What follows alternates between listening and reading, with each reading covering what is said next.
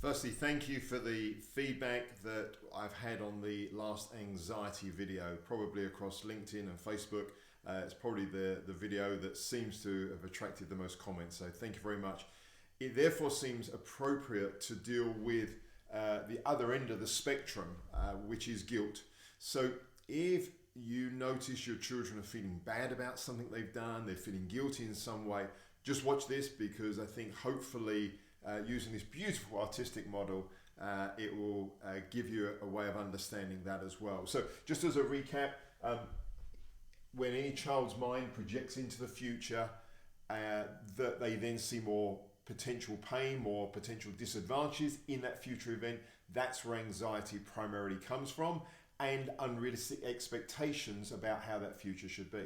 If we take the other end of the spectrum, out of their mind, it goes into the past, okay, goes into the past and thinks about something they have done in the past and believe in their mind that they created more pain for somebody else in the past or more disadvantage for somebody else in the past, okay? So that's what's happening here, and that can end up feeling guilt or just generally feeling bad. Now we know, again, the way the mind works, we take our scales of the mind, we know the mind itself in its true essence can never be out of balance. Our awareness is out of balance. Our consciousness at that time is out of balance because we think in the past, or your child thinks in the past, I did something that caused somebody more pain. So let's say, for example, they feel like they let a friend down and they're feeling bad about that. But if they take the time to say, how did it benefit or serve the friend from that moment that they let them down onwards? And they might suddenly realize, well, actually, they were really behind on their homework, and because I let them down, they went to the library and they caught up on their homework. And that's one benefit, and the benefit of that was that when they got home that night, they were able to play more and do the things they wanted to do. So once again, their mind knows. Let's say, for example, they are feeling bad about something they've done at home, and this is where you could help them out and see the matrix of how all this works.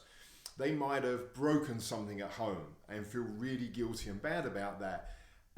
If they look and ask the right questions, there'd be a benefit, and you might be able to help them. You might say, well, actually, you know, the truth be known, whilst I got upset at you, the truth be known, I always wanted to replace that glass.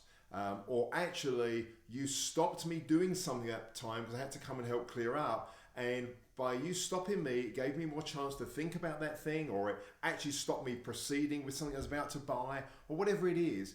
But this is where you can play an amazing role as a parent when anytime your child's mind is still trapped in the past, thinking about something they've done that they feel has caused more pain or disadvantage to somebody else, if they ask, how did it, from that moment on, how did it benefit or serve that person?